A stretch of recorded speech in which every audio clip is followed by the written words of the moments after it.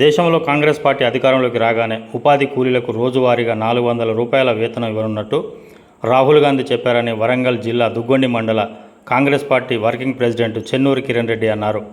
శనివారం నాచనపల్లిలో జరుగుతున్న ఉపాధి పని వద్దకు వెళ్లి కూలీలకు మజ్జిగ ప్యాకెట్లను పంపిణీ చేశారు. ఈ సందర్భంగా పనిచేస్తున్న 400 మందికి కూలీలకు మజ్జిగ ప్యాకెట్లు పంపిణీ చేశారు. అనంతరం చెన్నూరి కిరణ్ రెడ్డి మాట్లాడుతూ వచ్చే పార్లమెంట్ ఎన్నికల్లో కాంగ్రెస్ పార్టీకి ఓటు వేసి కేంద్రంలో రాహుల్ గాంధీని ప్రధానమంత్రి చేయాలని కూలీలకు సూచించారు. కాంగ్రెస్ ప్రభుత్వం ఇచ్చిన 6 గ్యారంటీలతో పాటు మరో 6 గ్యారంటీలను ఇచ్చేందుకు ముందుకు వస్తున్నదని ఆయన చెప్పారు. కేంద్రంలో రాహుల్ గాంధీని ప్రధానమంత్రి చేయాలని కూలీలకు సూచించారు. కాంగ్రెస్ పార్టీ అధికారంలోకి వచ్చాక పేద బడుగు బలహీన వర్గాల నిరుపేదలకు మంచి గౌరవం దక్కుతుందని ఆయన చెప్పారు. ఈ ఛానల్ను సబ్స్క్రైబ్ చేయండి, లైక్ చేయండి. ఈ విషయం ఒక విషయం చెప్పదలుచుకున్నాం. ఉపాధి హామీ పథకంలో 2006లో కాంగ్రెస్ గవర్నమెంట్ స్టార్ట్ చేసింది.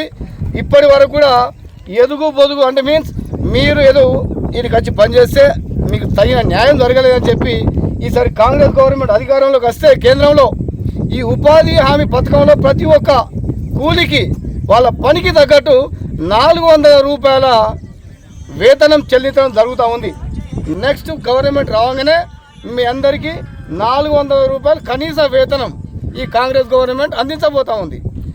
అర్హులైన నిరుపేదలకు ఇండ్లు లేని వాళ్ళకి తప్పకుండా ఇందిరమ్మ ఇండ్ల కింద ఒక 5 లక్షల రూపాయలు రుణ సహాయం కాంగ్రెస్ గవర్నమెంట్ అందజేస్తూ ఉంది.